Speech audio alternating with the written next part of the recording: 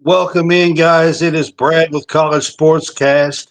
We are here to do our sixth episode of Wildcat Weekly, and Big Blue Madness just happened a couple of nights ago.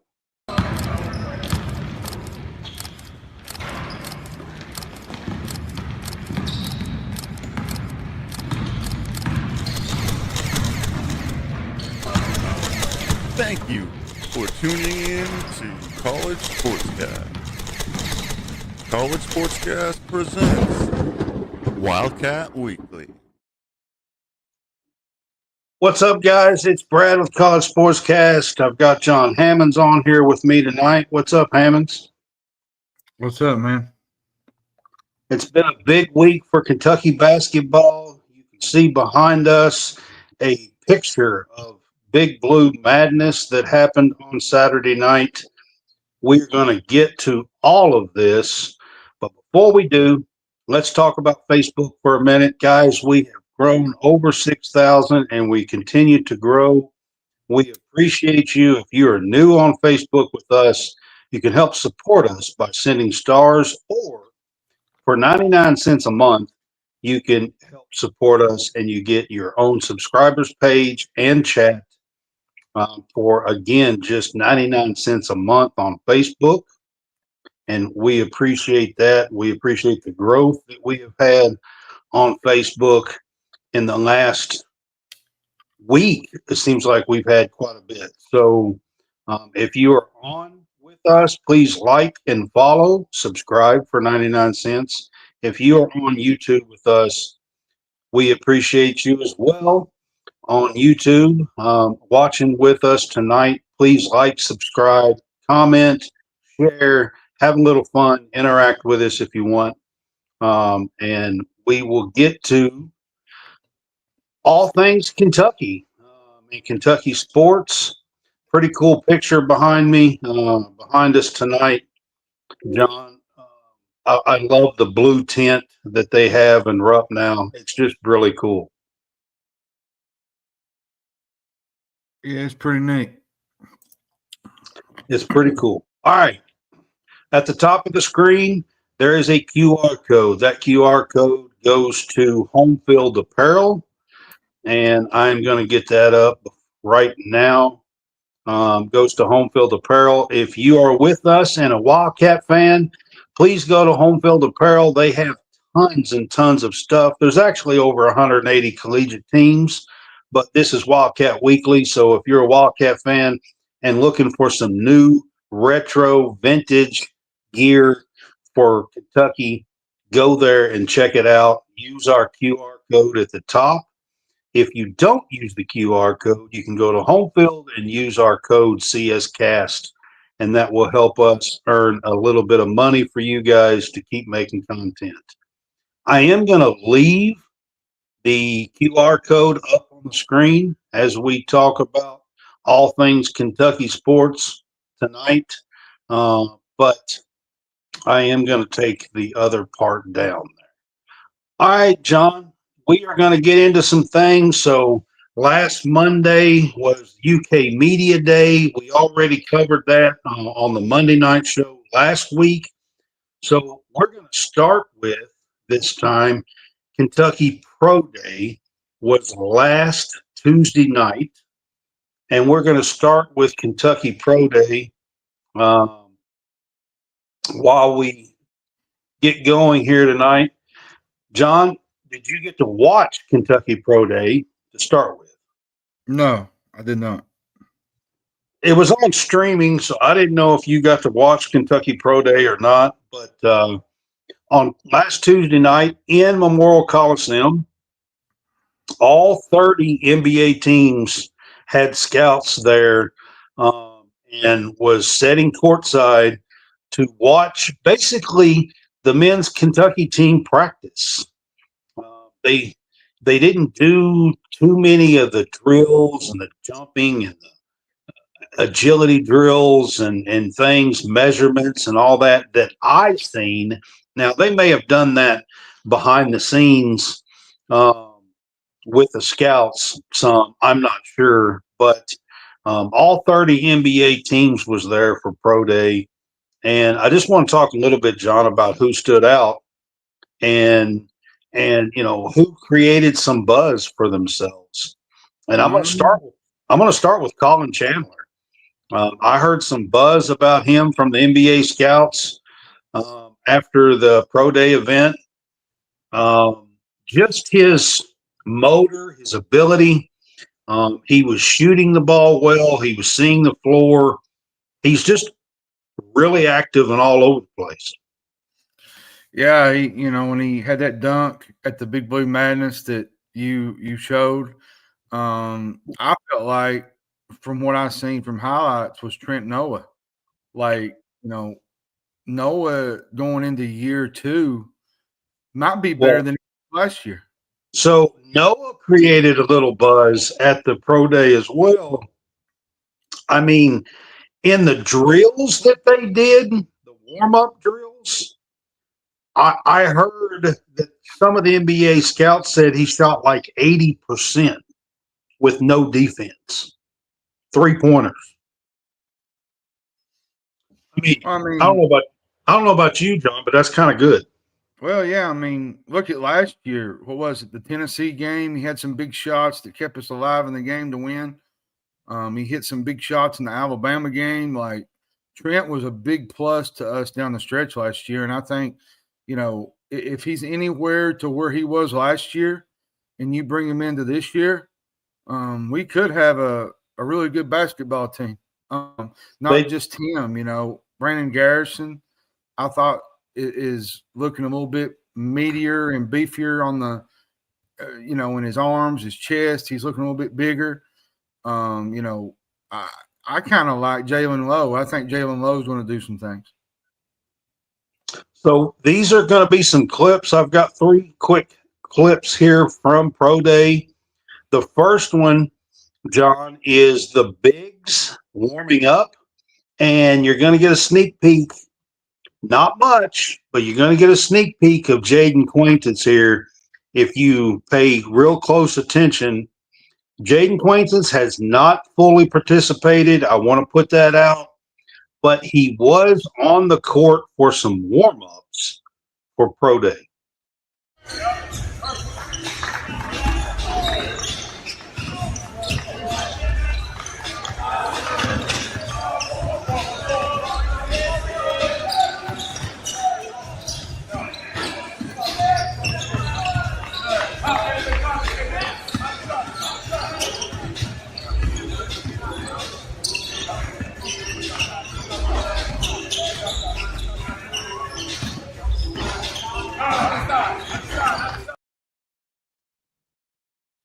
So at the very end, that was Jaden Quaintance to come down the floor for a layup at the very end of that clip.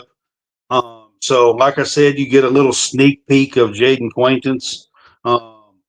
He is not back fully healthy. He is still setting out most of these scrimmages and real play, active play. But John, Reese Potter had a pretty nice spin move in that. Yelovich, I think is how you say it. He had a nice spin move in that. Mo Diabate was in that clip. I'm trying to think who else might have been. Oh, Brandon Garrison's in there. So just a fun little clip to show you guys there. And then the second clip that I have is with Brandon Garrison. He's going to finish this with a flush. He gets a rebound, passes it up ahead to Colin Chandler, and they do kind of a give and go, a fake screen. And Brandon Garrison gets the dunk.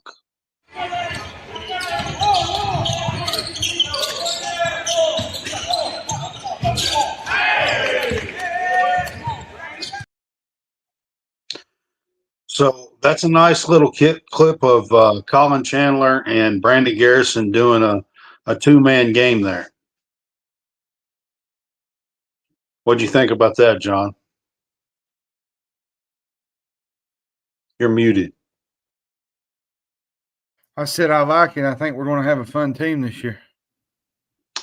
And then my last clip on Pro Day, and we're going to move on to Big Blue Madness. My last clip is a clip of Yelovich hitting a three-pointer. Again, a 6'11 Croatian, 6'11. And then you got Jalen Lowe coming down for the white team and hits a three-pointer as well.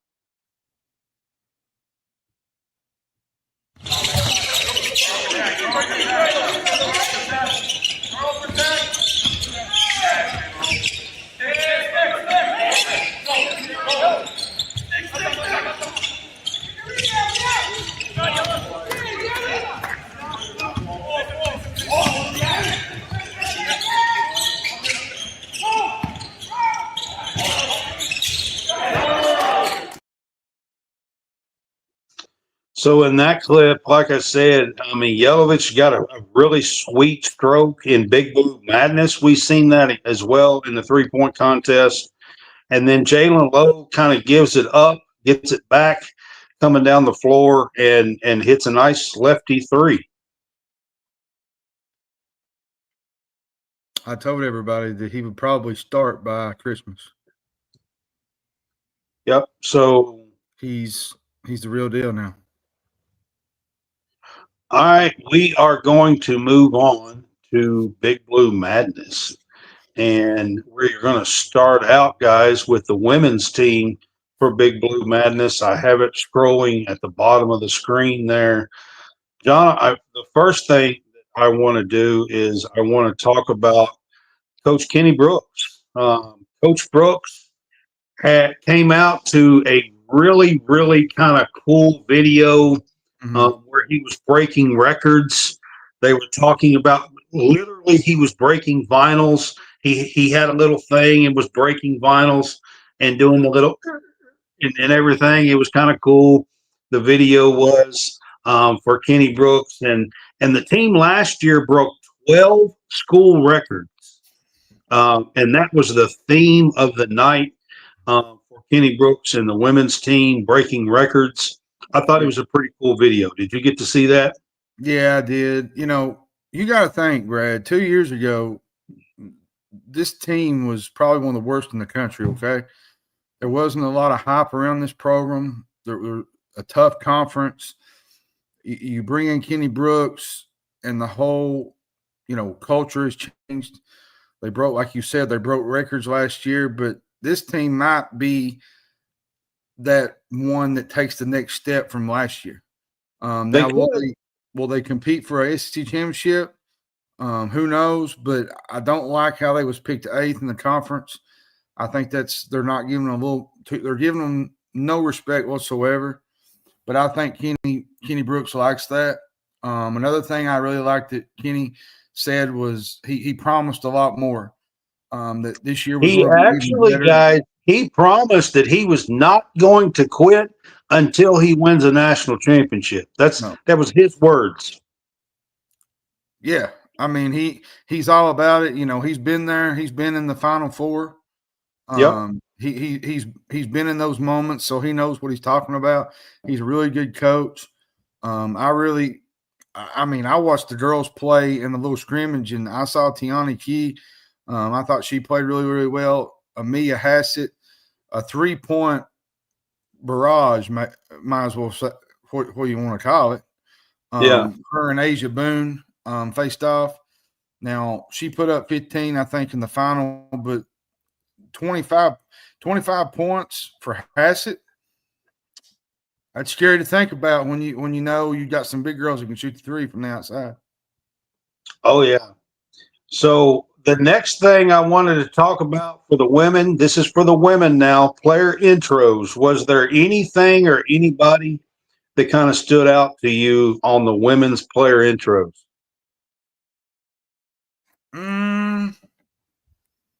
Not really.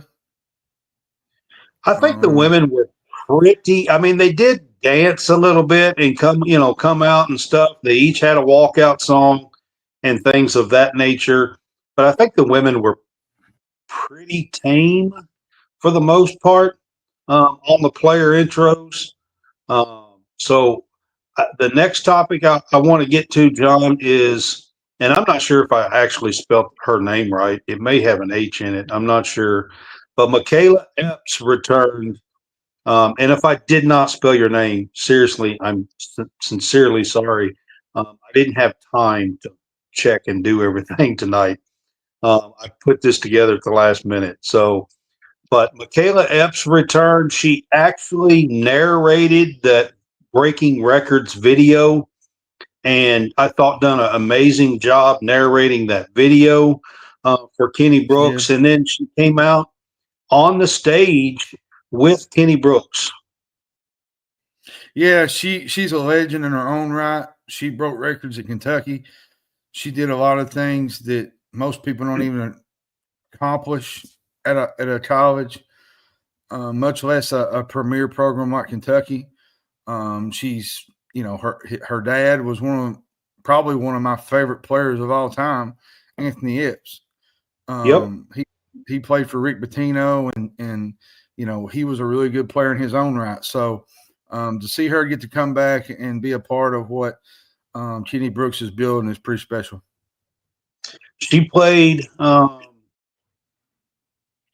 think she was 13 or 14, something like that, is when she played. She recently entered the Kentucky Hall of Fame, the Kentucky Basketball Hall of Fame. She was one of them that was introduced in the Hall of Fame and had a fun night there. So, congratulations to Michaela Epps. And it was just one of the stars of the Midnight Madness or Big Blue Madness. Sorry, I'm old, guys. It was used to be called Midnight Madness. And then, John, I want to get to the skills and a team 3-point shooting challenge that the girls did. Tiani Key's teams won both of these, I believe.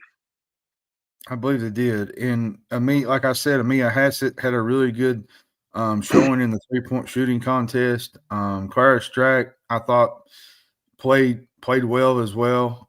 This is going to be a really fun team, Brad. And and I'm still kind of on the whole 8th in the conference. That kind of sets a fire. Yeah, to me. today, I will say this: Clara Strack was all SEC second team.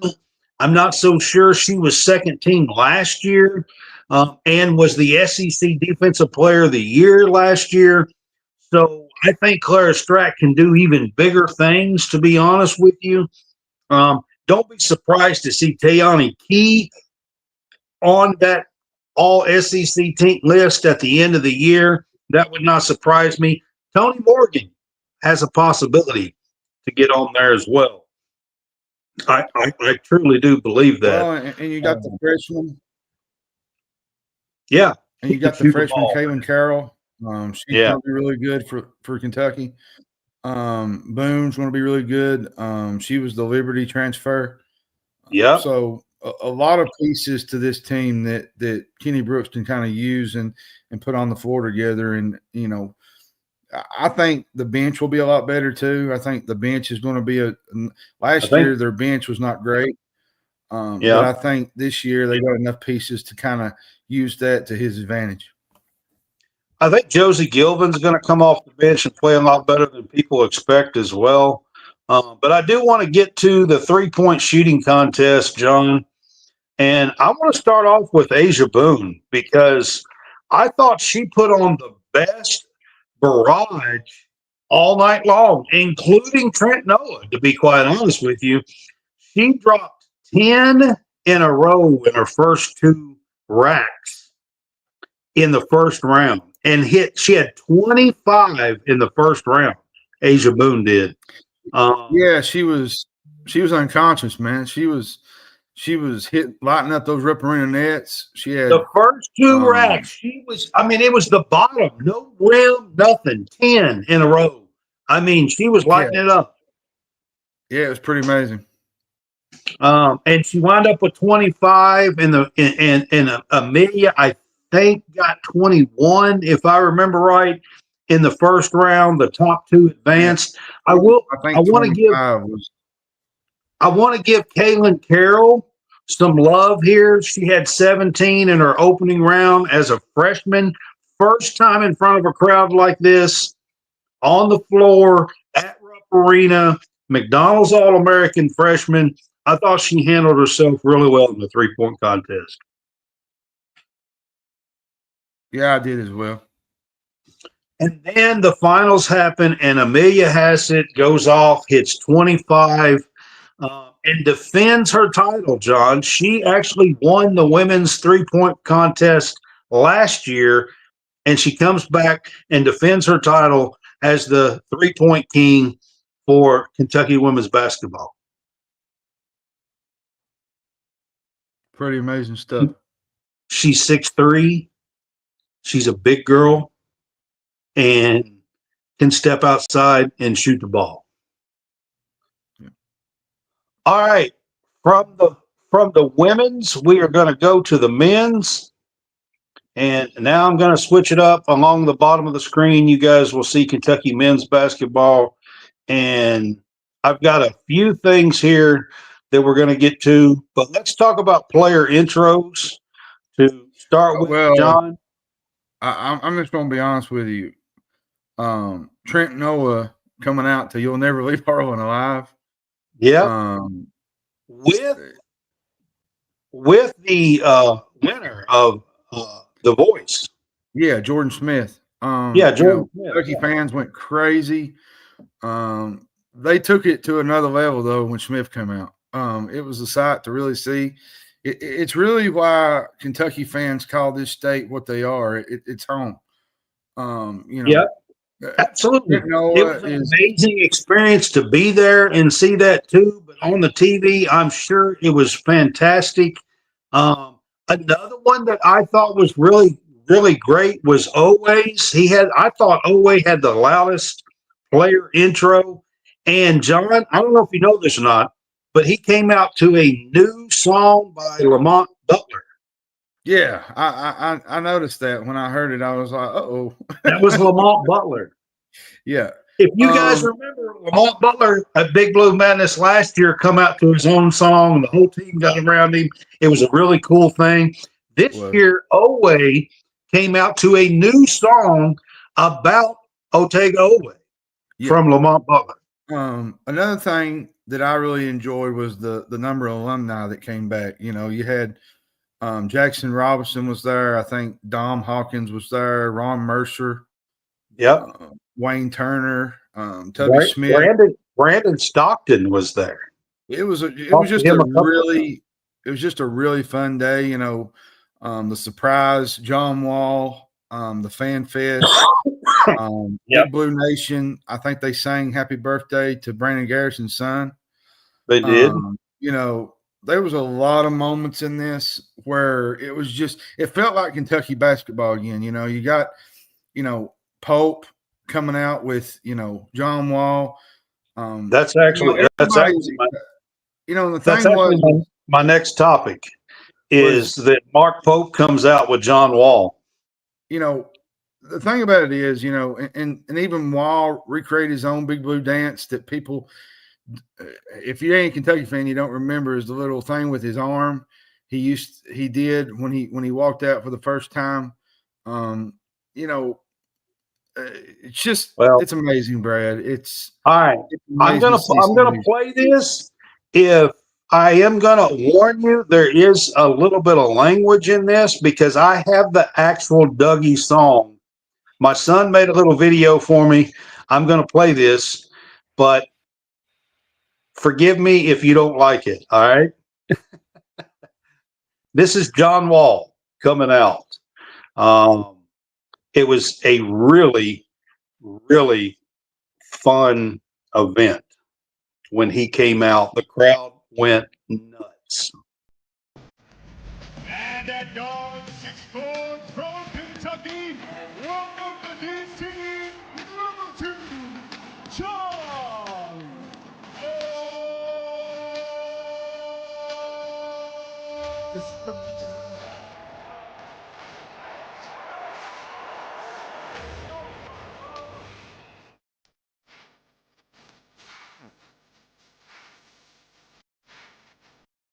All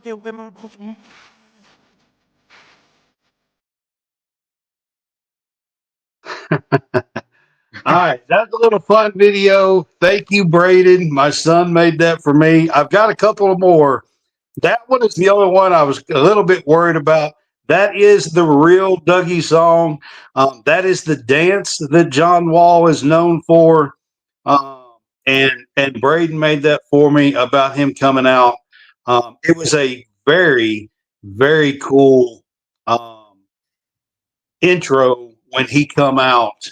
The fans went absolutely wild when John Wall come out.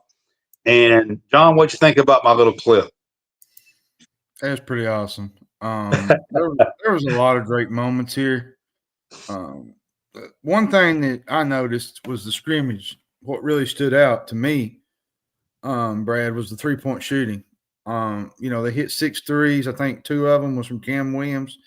They had some really good plays from Denzel Aberdeen. The individual 3-point shooting contest, it was all Noah and Jelavic. Jelavic was put up 21, but I think Noah caught fire and hit 30 to take the title home. I'm telling you, a lot of people don't know Trent Noah is the real deal. He's not your average Kentucky kid. I said this when he was at Harlan. I said this when, he was playing for the regional championship up in,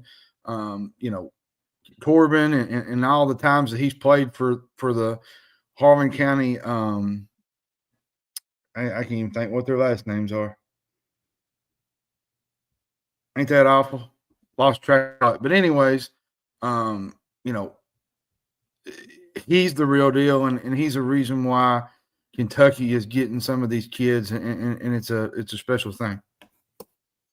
So I want to talk a little bit about the scrimmage. I do have another video to play for you guys. So they only scrimmaged 5 minutes. There wasn't a lot to see. The score wound up being 14-12. Aberdeen did pretty good. Cam Williams hit 2 threes in the scrimmage, but it was a 12-12 game with about 21 seconds on the clock, and the white squad had the ball and got the ball into the hands of freshman from Kentucky, Jasper Johnson. And I've got a little clip here that I want to show you guys. Again, my son helped me make this clip.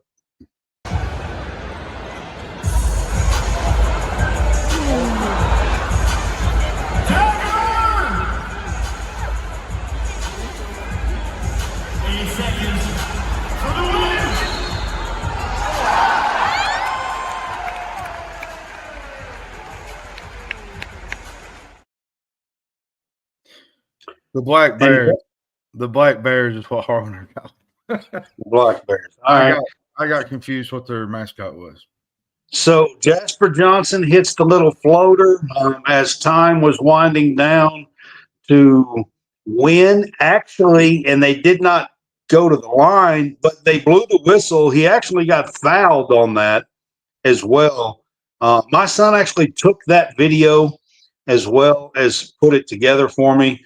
So I do want to give Braden a shout out for putting some stuff together for me. The dunk contest was kind of fun too. The next thing that we're going to get to is the 3-point contest. John's kind of already talked about this quite a bit, but the 3-point contest, John, like you said, it really was Jelavic, and Trent Noah. Cam Williams was in here, and Cam, I believe, can shoot way better than what he did in the first round of the 3-point contest in the scrimmage. And at the very end, we'll get to that later, he shot the ball really well. He just didn't do it too well in the first round of this 3-point contest. No, it wasn't good in the early rounds, but he kind of figured it out towards the latter. Yeah. I think this is going to be a real good 3-point shooting. I actually think this team is probably going to be a better 3-point shooting team than they was a year ago, and that's crazy to think about. They very well could be. Trent Noah put on a show again, this was after the walkout music that he had and everything. He put on a show here, dropping 30. They had two longer 3-point shots, that they were doing in these 3-point contests. So he dropped 30 in the 3-point contest and took home the title as the Big Blue Madness 3-point shooting contest winner. Then you had the dunk And contest. then we're going to get into the dunk contest, John. The dunk contest was Mo Diabate, Colin Chandler. who was the other one? I know Colin Chandler. Who was the other? Braden Hawthorne. Braden Hawthorne. Thank you, Braden Hawthorne, and Colin Chandler. That was the dunk contest. Braden got one dunk down and then had some trouble in the second round. But I do want to give a little bit of pub here to Mo. I thought Mo had some pretty decent dunks.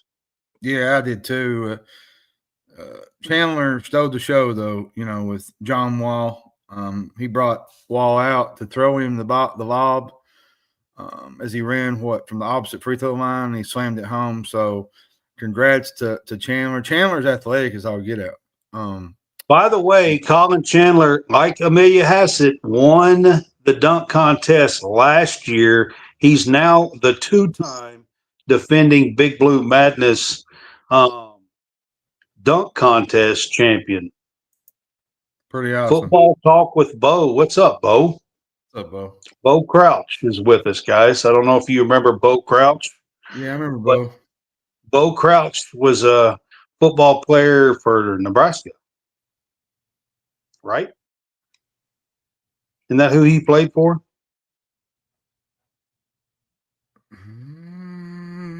That's what I want to think. Maybe he's on with us, and maybe he can tell me. But that's who I was thinking he played for. I don't know. I think that was Eric Crouch. Was it? It may have been. He won a Heisman for Nebraska. No, I played arena football, he said. Arena football. Well, maybe it was Eric Crouch. Still counts. Still counts all the same. In my eyes. He did play professional football. I do know that Bo Crouch played professional football. I do know that. Ogden Knights, he says. Okay. All right. So he played. I'm sorry. I didn't mean to get you mixed up with the guy from Nebraska. I'm sorry, Bo. But I was thinking that's who he was.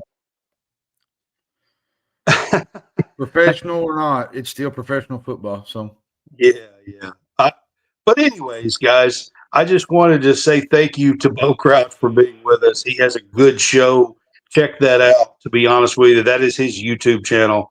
He has a great show. He covers WNBA and does all kinds of stuff. Bo Crouch does. So check him out. Give him a shout out since he's on our show and talking. So, all right, John, I do have one more clip here. This is my last clip. And this is of the dunk that won the dunk contest for Colin Chandler. I'm going to get that off the screen and put the dunk up. This again is from Braden.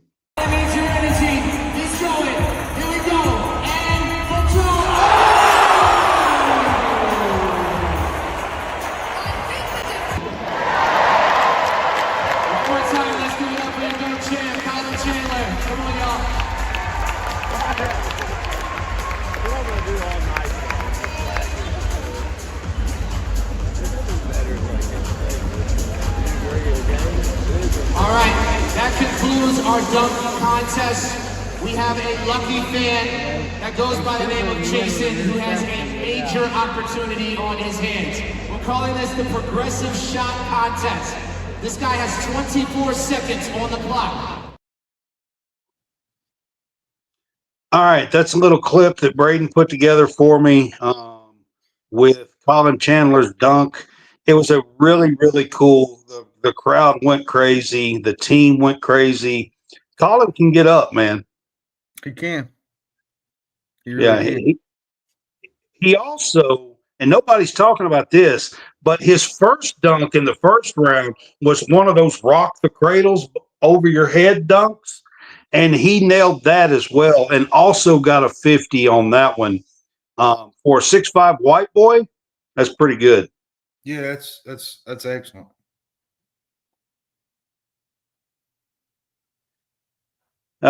Bo said, "Hey, I wished I won a Heisman." I don't know, man. That's who I'm sorry, Bo. I'm sorry. Oh man, I had to put that up there because it was kind of funny. He said, "I wished I won a Heisman." Yeah. All right. The last thing for Big Blue Madness, John, that I want to talk about. This ended Big Blue Madness. Cam Williams sank a half-court jump shot for one lucky fan who has struggled to try to hit a half-court jump shot. Mark Pope, or a half-court shot. Mark Pope even donated $5,000 out of his own pocket to try to give the guy one more chance. He threw it up. It was way off. So he finally said, okay, one last time. This is it. And he threw the ball to Cam Williams. And Cam just switched a half-court jump shot. He didn't throw it up. It was a jump shot. 4 or 5 grand, John, for the guy out of Mark Pope's pocket. That's a lot of money right there. It was a pretty cool way to end Big Blue Madness. The team surrounded him, went down to the goal and kind of hugged and had a big pile up down there and everything. It was a pretty cool way to end Big Blue Madness and kind of end the night for everybody. It was a cool event, and it was really cool to go to and be a part of. Check out my article this morning on Big Blue Madness. A lot of what we talked about here is included in that article. Go to stadiumrant.com.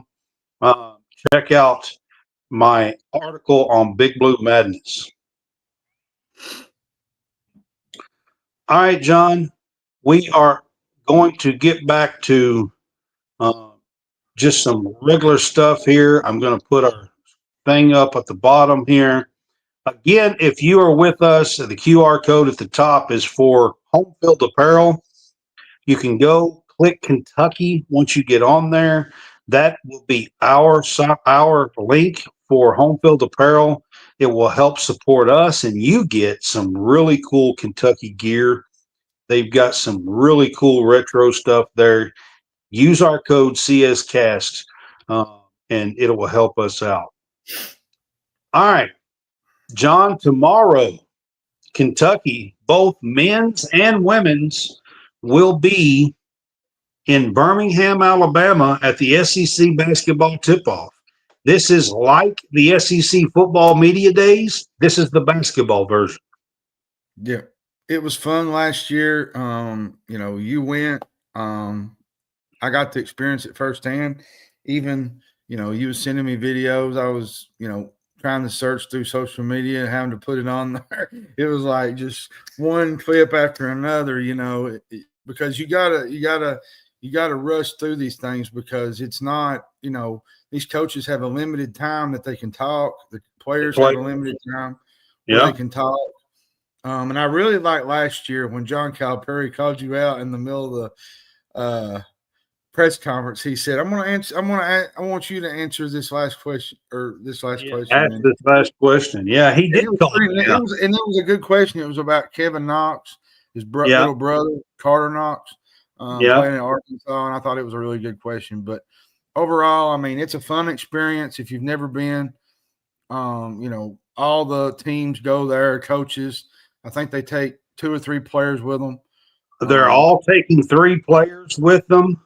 So tomorrow is Kentucky's day in Birmingham. It is split into 2 days. Tomorrow is Kentucky Day. They men's and women's team. Kenny Brooks comes out first.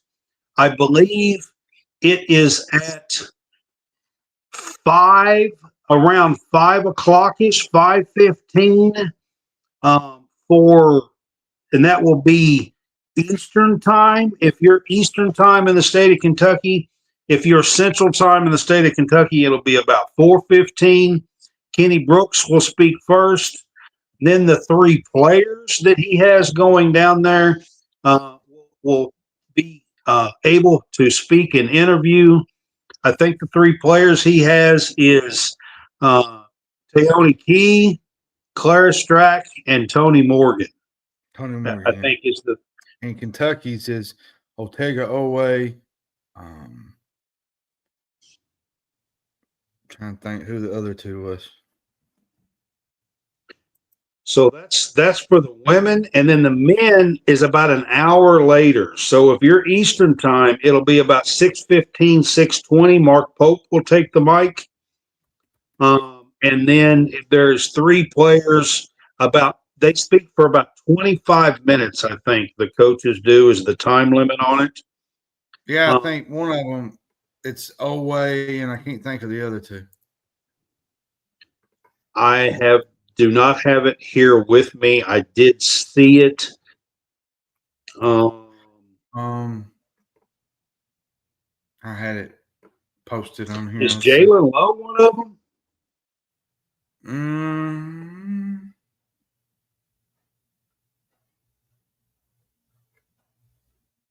I can't remember. Off the top of my head right now, I just can't remember it, to be honest. If you pull it up and get it up there, you can. Yeah, I'm pulling it up right now. Yeah. So there's 8 teams that go to the mic tomorrow for SEC basketball media days. They call it SEC basketball tip-off. It's in Birmingham, Alabama. I got a late invite, and I had planned to go and was told there may not be enough room for me. And then today, out of nowhere, I got a late invite. And I'm going to go down just for the Kentucky portion of it tomorrow evening because I was not planning this. But I will be there, and John's going to be posting some stuff for me tomorrow evening. So check us out, College SportsCast, on X and on Facebook. We'll be posting some stuff about it. Yep. All right, John, we're going to move on to the blue-white game. The blue-white game is Friday night. This Friday night, it's in Memorial Coliseum. That's where it was last year. And both the women's team and the men's team are going to be a part of this in Memorial Coliseum on Friday night. It's a really cool event. I got to cover it last year. If you're a fan, this is another free event. The tickets are already gone for this. Memorial Coliseum does not hold 21,000 like Arena does. It only holds about 6,500 or so. Memorial Coliseum does. So this thing sold out in minutes, to be quite honest with you, last Friday. But it is a free event. And if you did get a ticket and you do get in, just bring some stuff for these players to sign, because afterwards they all come around, they sign stuff. Mark Pope signed stuff. Kenny signed stuff. It's a really cool event if you're a fan, and you do lucky enough that you get in. John, we're waiting word, but you and I both could be there. Yeah, we got an opportunity to both be there this week, so hopefully we'll get the word tomorrow or Wednesday. So yep, just wait things out. So it's a really good event. It's usually it's a full scrimmage for the men's team, so we'll get to see, a full 40 minutes or at least 30 minutes, but probably a full 40 minutes of a blue-white scrimmage here. And I'm going to be honest with you guys. I do not expect to see Jaden Quaintance playing. Mm-mm. And so far, I have seen no evidence that Otega Owe is playing because Yes. So. in those clips that I showed and us talking, we have not brought him up much, but that's because he has been out with this toe issue. He told me at media last Monday that it was a turf toe. I got that from him. So I had not heard turf toe, to be honest, until he told me that himself. I do have the clip if somebody wants me to back it up, but I do have the clip, by the way. So if you want to say, oh no, whatever, I have the clip. I promise. I wouldn't say it if I didn't. But I do not expect Quaintance or Owe to be playing Friday night. Do you? Mm-mm. I don't think either one will play Friday night.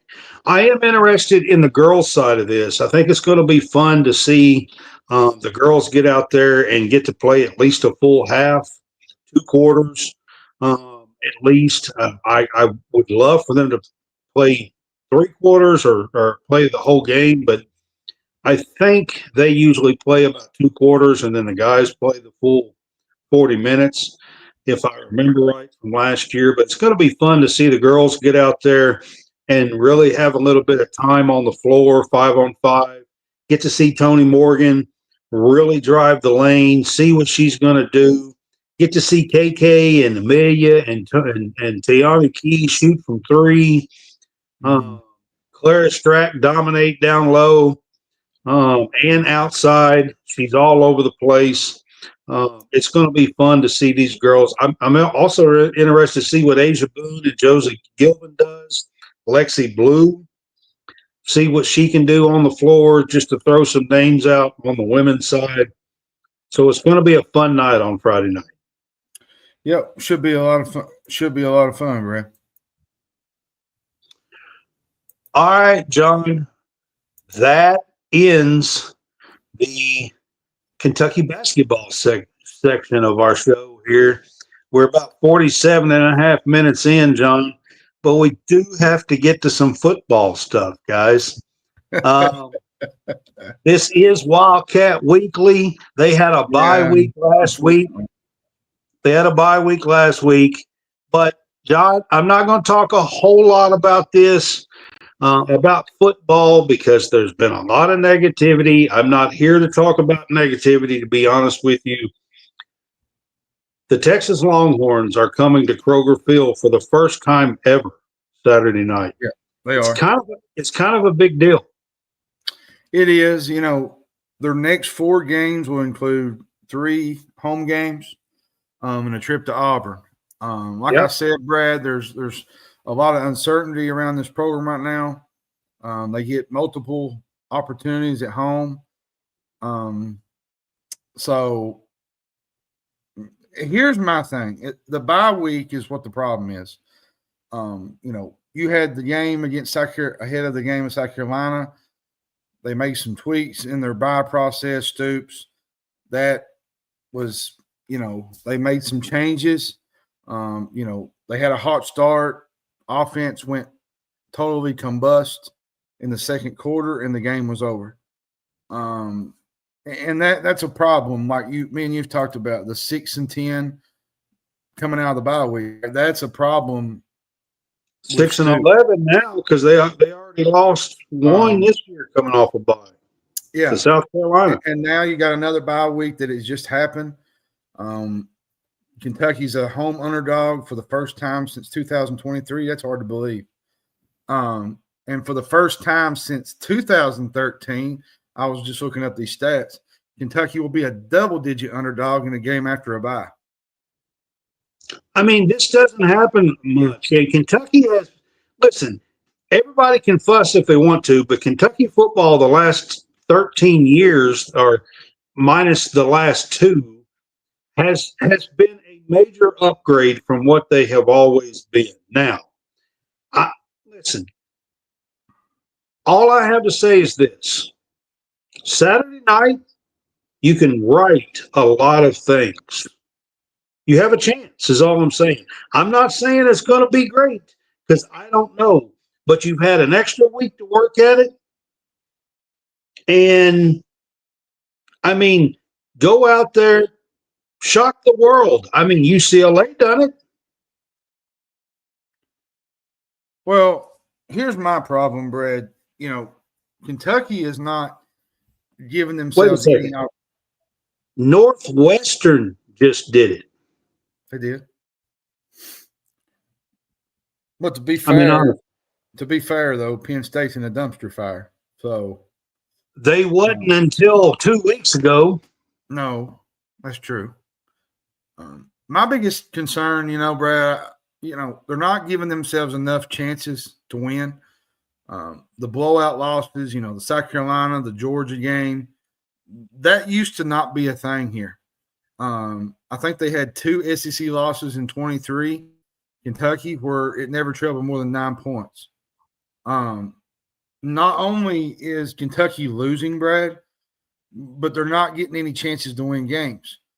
The one-score games that they was 23-14 from 16 to 22.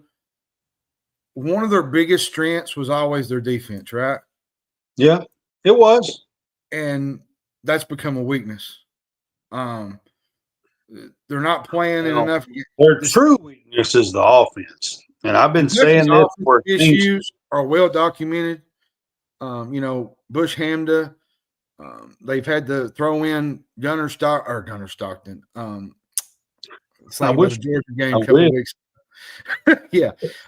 Cutter Boley, right out of the gate with Calzada hurt. Joke, Cutter. That was a joke. Oh, I know.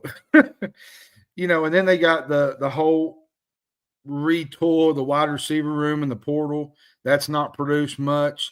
And they've, and the program's long 2 touchdowns or less streak has been extended. The offense is a problem. But major. I feel like this team can win games with that offense, but it cannot win games with a bad defense. All right. I'm going to say this. Can Kentucky football overcome the long odds on Saturday night versus Texas or Tennessee? I mean, you got to think. Texas is not playing great, but they did beat Oklahoma 23-6 this weekend. Up till last weekend, I thought maybe they had, of course, maybe Texas put together a few things and they did win a big game. I don't think they actually looked like they were going to be on fire or nothing last week. Oklahoma tried to return their quarterback that had just had surgery 2 weeks before on his hand. It didn't go well for them. They should have let the Hawkins guy play and set him out another week, more than likely. Now Texas is coming off of a big win when they get here. I don't know if that's a good thing or bad thing. I'm not sure how I feel about that, to be honest. Let's be fair. The Texas defense, even though that they've struggled, they still might be the best in college football. In the streak of Kentucky's 2 touchdown or less is probably going to be extended Saturday night. I hate to say it. To have a legitimate chance to win this game, Brad, Kentucky's defense is going to have to play well. They're another poor. Actually, we probably need a defensive touchdown. Another defensive performance like we had against Georgia and South Carolina is probably going to lead to a long night and a long walk back to the cars. We need one of those early game pickoffs like we had the first 3 games of the season and run one back for a defensive touchdown. That's what we need. And I've even said the way Kentucky runs the ball and they throw the ball, it's a blueprint that Stoops likes to play. It's really methodical type. That style is not good if the defense is not playing well, especially against a team like Texas. Now, this is a really big week, Brad, against the offense that Kentucky could find some success against because Arch is not playing great. No, and the offensive line, the offensive line of Texas is not great. It's not good, to be honest. But if the defense has another bad game, this whole thing could spiral quickly. And for the rest of the year. Their running back is out. Baxter's out again. Manning hasn't played fantastic. Their offensive line isn't great. Now, they do have a great defense. But if you can find some ways to put some points on the board, including kicking some damn field goals and maybe getting a defensive touchdown, I mean, who knows? The problem here, though, Brad, Northwestern just beat Penn State. Kentucky's allowing the third most passing yards in the conference. That's not good. No. Buzzkill. I know. I'm saying. And that's a recipe for disaster for a guy like Arch Manning that has struggled. And he could have a coming out party. Like that's maybe I don't know. Maybe DJ Waller could actually put on his uniform. I'm just saying. I mean, he's had 2 extra weeks in the last. I mean, come on now. I'll say this to end our show. I'll say this, even though we'll end our show here. Texas does not look like the preseason number 1 team that everybody thought they would. They're still good. The defense is good. They're definitely not the number 1 team that everybody thought they were. Their defense is only allowing 11 points per game. Kentucky's inconsistent offense that Bush Hampton runs is going to have their hands full. If you do the whole jet sweeps, try to screens, it's not going to work against Texas. You're going to have to Texas does a lot of screens, or they did with Ewers. They did. They did. I'm just saying the small stuff, the dink and dunk is not going to work against Texas.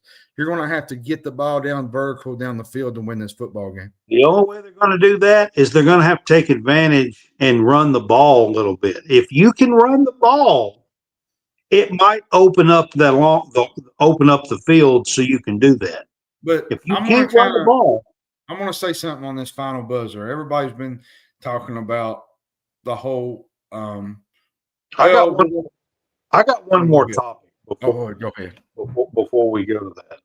All right. So I was going to mention something real quick.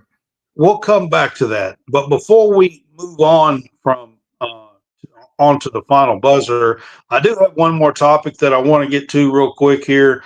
Kentucky volleyball has a fantastic team, and they are still undefeated in the SEC. I think they're 5-0, if I remember right now. And 4 of them have been sweeps. The only one that wasn't was a 3-1 on the road at number 9, Texas A&M, a 3-1 win. But they swept LSU in Baton Rouge over the weekend, I believe yesterday, on Sunday, and are still probably going to be the number 3 team in the country this week, John.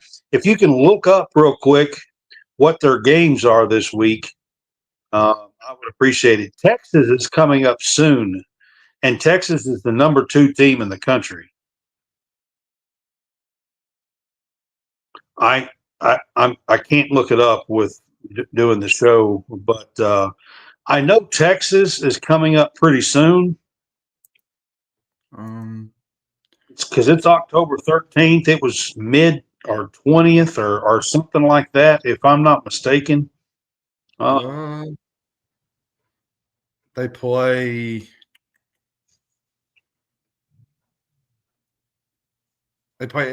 Auburn Wednesday, which is this week. Yeah. Florida on Sunday. Friday of next week, which is the night of Kentucky Purdue, the exhibition. They go on the road to Mississippi State, at Alabama, Vanderbilt at home, at Texas November 2nd. So it's later on in November. Okay. All right. I was thinking it was towards the end of October, but it's November 2nd, the big one. It's November 2nd. So get out and support these girls. They still got some home games left. Craig Skinner's got a really great team. Eva Hudson, Brooklyn DeLay was the SEC Player of the Year last year. One of the best liberos in the land with Molly. You've got some really good freshmen on this team that's playing well. Cassie O'Brien and a few others on this team. I just want to give them a little bit of love. We had Asia Thigpen on our show here, Wildcat Weekly. So, again, big shout out to her. And this volleyball team, they're number 3 in the country and have a legitimate shot to maybe make a Final Four and bring home a championship to Kentucky this year. It would be nice. They play Auburn, and I think he said Florida this week coming up. So we look forward to seeing. Florida's actually a pretty decent team. They were ranked earlier in the year. I think they're still ranked around the teens or 20th or something. So Florida is a pretty good team as well that they have coming up. So that'll be a test for Kentucky volleyball this week. But check them out. Go to Memorial and check out the volleyball team. They are doing a fantastic job. Craig Skinner's got the girls going. All right, John, if you want to do a little bit here before we do. Yeah, I kind of wanted to bring up something. I know there's been a lot of Power 4, Power 5 coaches been fired this week. James Franklin, Trent Dilfer, just to name a few. Oregon State, the Brady. Brady. I think there was another one I can't remember, but and I see all these comments like, well, if they can fire these coaches, why can't they fire Mark Stoops? And there's a whole different thing here with the buyouts. Mark Stoops' buyout is he has to be paid within 60 days. It's a full lump sum. It's a full lump. Yes. It's a full lump sum. It's like winning the damn lottery. And me and Brad talked about this. I think it was yesterday, day before. He said, really, what's it going to matter if you fire him in the middle of the season or not? Like, why? Who would take over? Or if you do it December 1st. And the thing that you got to understand is who's really going to lead this program with Stoops now? I guess we're going to see if Eddie Graham will lead the program. I guess. I don't know what these people think is going to happen. I kind of just wanted to bring that up because maybe Bush Hamden could be our head coach for the next six games. I don't know. I think it's just crazy talk, and I understand where everybody's coming from. I get it that the team's not playing well. There's a lot of negativity, like Brad said, on social media that he's trying to stay away from with the fans and whatnot. And here's the deal. I want to give you an idea of something while we are talking about this, okay? Let's say you are a potential coach that is getting calls. Let's say you're John Sumrall, a name that everybody likes to bring up, okay? Let's just pretend that you are John Sumrall for a minute, okay? Your phone rings several times. You get a call from Florida. You get a call from Wisconsin. You get a call from Oregon State. You get a call from Oklahoma State. You get a call from Kentucky. You get a call from Auburn potentially. Yeah, with Hugh Freeze struggling down there. Yeah. I'm saying this is all potential. This is just a scenario, guys. Who do you think that John Summerall, you should take. What job do you think they're taking? He's probably taking the Auburn and the Florida job. I'm just telling you. These people act like Kentucky's going to get the pick of the litter or something. Go look at the program. Penn State's looking for a coach. Florida State is likely looking for a coach. Florida is likely looking for a coach. Wisconsin is likely looking for a coach. Arkansas is looking for a coach. Oklahoma State's looking for a coach. And there'll be many more. Yeah, by the time the end of the year is out. I'm just telling you guys, if you want to really look at something, there's your dose of reality. And the thing about it is to end with this, is I think Kentucky football, and I love Kentucky football. I'm very supportive of the players. Now I've been critical of some of the coaching, now the offensive coordinator at times, but everybody has in the media. You've had Roush and some of them call the offensive coordinator out a couple of times this season. Listen, I've been saying to get rid of Bush. The problem lies here, Brad. And you told me this, and you've said this 100. Kentucky football for the future is in trouble. We'll get to that in another show. We'll get to that. And I'm not talking the program as a whole. I'm talking from a money standpoint, like NIL stuff of that nature. I mean, it's basically like this, John. If you want the basketball program to still stay at the top and spend $12-15 million in NIL to stay at the top, there's a cap now. Yep. There's a revenue sharing cap. Well, Missouri's paying Drinkwitz and all, but Missouri's not a basketball school like they are football.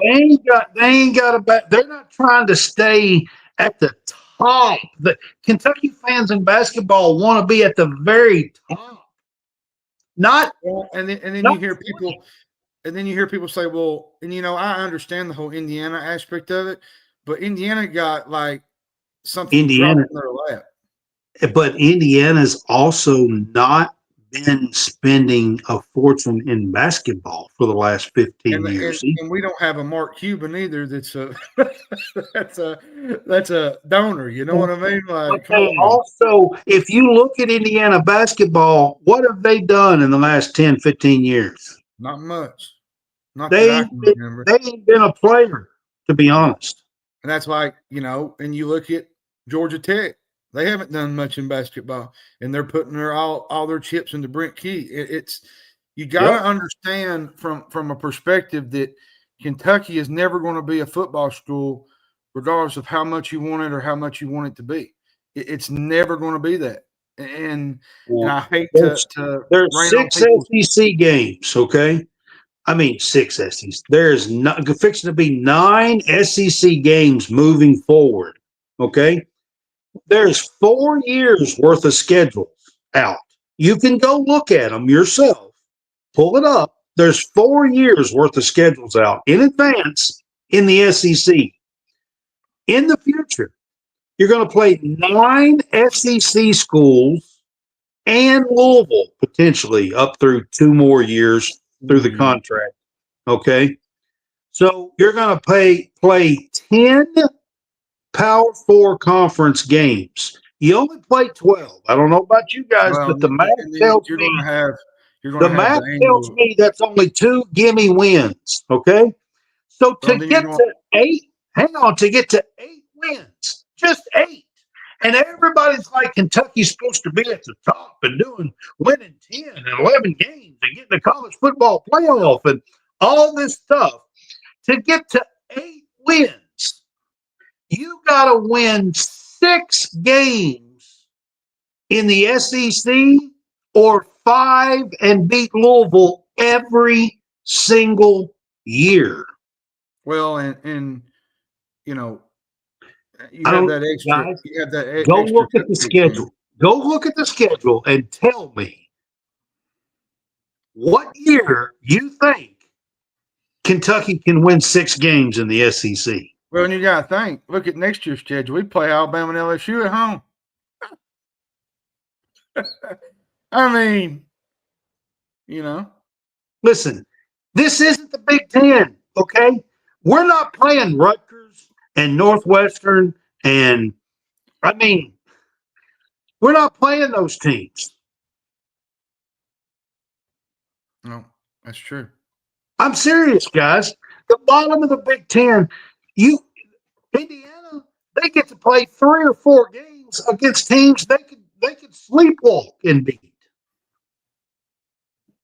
With the coach and players they got now, they wasn't before Signetti got there, but with the players and the coaching that they have now, it's easy. It's cakewalk. Yep. Please tell me what game on Kentucky's schedule in the SEC for the next 4 years is cakewalk. It's not. Pick one out. I want to hear what it is. You might get one, maybe. And I doubt it'll be cake. Yeah.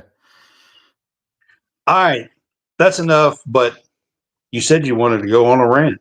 So, Well, Hey, we ain't done one in a while. So.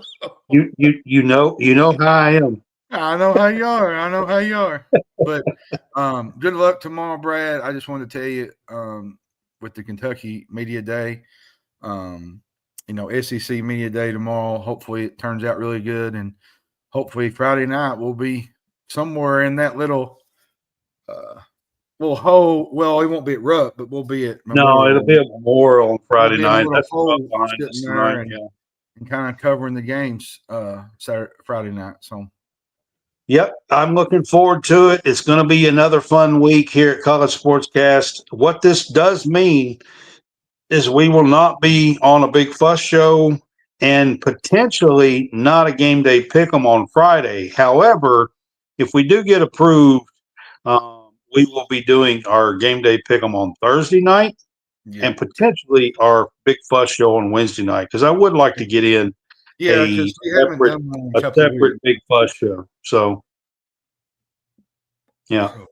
All right, guys, we will see you in a couple of nights, potentially for the Big Fuss show here at College Sportscast. This has been Wildcat Weekly, and we hope that you have enjoyed all of our coverage of Kentucky sports, basketball, football, volleyball, women's basketball, and everything that we've talked about here tonight. So you guys have a good week and go support the Cats. Yep. Have a good one.